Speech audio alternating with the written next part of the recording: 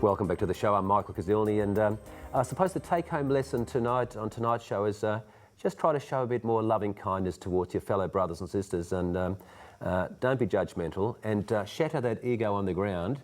It's not about the Porsche or the nice house in Brighton or Turek or how much superannuation you can save up, because whatever you call yours, in a few years' time, someone else is going to call mine.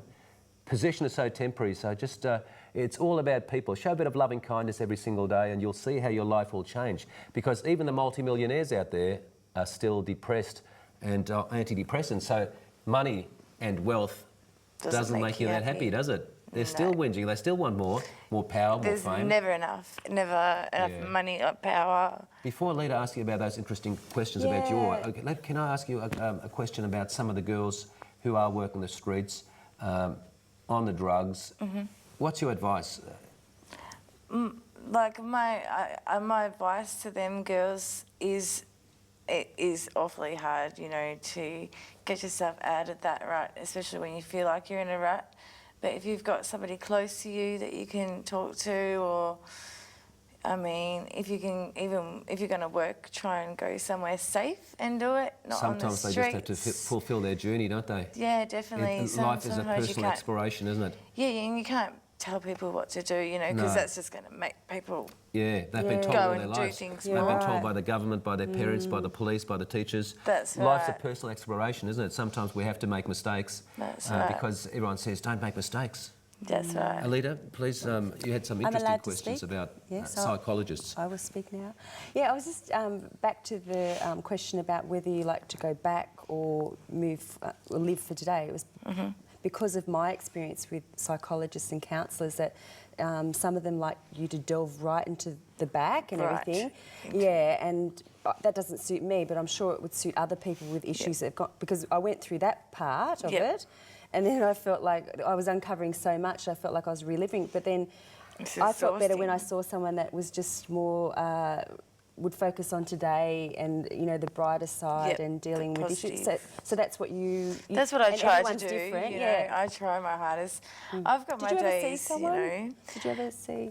yeah, I did. I had a great psychologist that I seen who made me relive a lot of things, you know. But I suppose there were things that I'd buried, and there were things that I needed to, in order to move forward. That's why I needed to uncover them and deal with it's them. amazing. That's right. Psychologists, teachers, partners, they always bring up the past, but I always say we've got to meditate and just, you know, go into that silence every single day just to clean all that stuff out, you know. 70,000 thoughts through our minds every single day, negativity. I tend to meditate, and I keep on telling viewers, and a lot of viewers are getting into it, but meditation is great, isn't it? Have you sort of done that? Yeah, I've done meditation and yoga and lots Makes you feel good, doesn't it? It's really relaxing, and you don't realise it. Makes you feel a bit more lighter and a bit more loving towards others, and a bit more independent towards the opinions of other people. You become almost fearless, and you don't care what the backstabbers say anymore.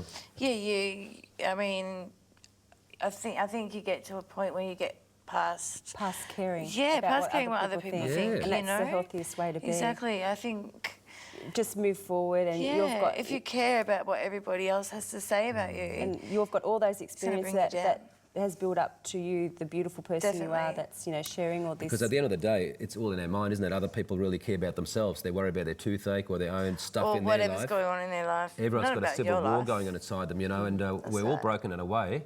In fact, over last Christmas, my whole left side went numb, and I had about 70 different tests, and I thought I was dying, you know. So it doesn't matter how positive or healthy you are. You know, I broke down. My body just went into a funny state, but... you know, we never know when it's going to end, this journey, so we really have to make the most of every day, don't we? That's Is that right, exactly right. That is correct. And you were very quiet for that year.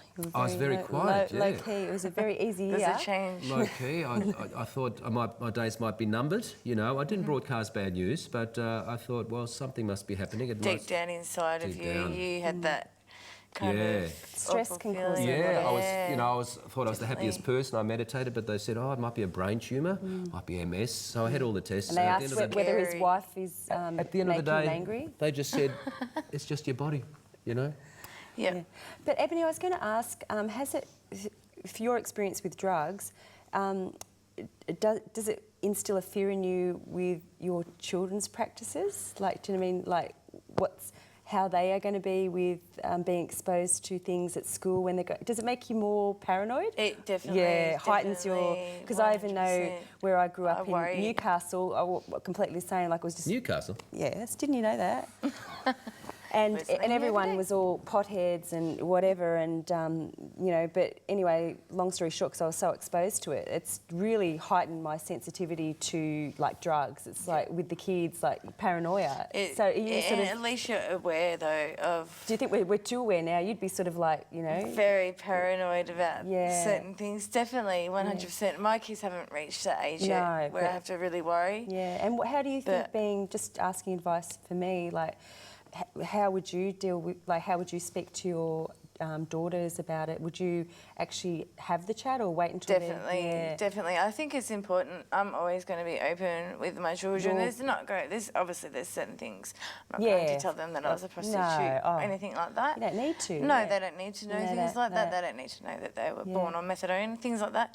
But I think it's important to be open with your children and And when you talk to them cross so that they bridge, know things and they've open communication got lines. knowledge. So Yeah, they can come to you and ask you and not and feel like they're going comfortable in talking to to about you. stuff Yeah, like that, exactly. and you'll give them the right... And what do you do for fun now? Even though you're going through some tough issues mentally there from time to time and you're expecting a beautiful little baby boy. I What do you am. do for fun to spice it all up? I like to, you know, I still do my yoga, and I like to go down the beach and walk and paint and do different things like that. And you've been with your partner now since you were 17. Yes, since I was 17 and he was 22. What I a think. journey So, together, hey? And still He's a good man, together. isn't he? Yeah, he's a And really good. we he takes forgot the great man Henry care of Nissen. me. Now, Henry, who's sitting over there, Our good mate of secret mine. angel.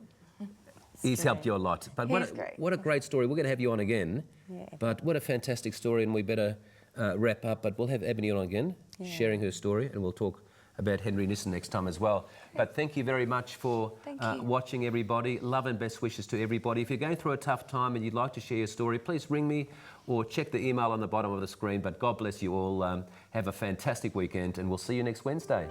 Good night.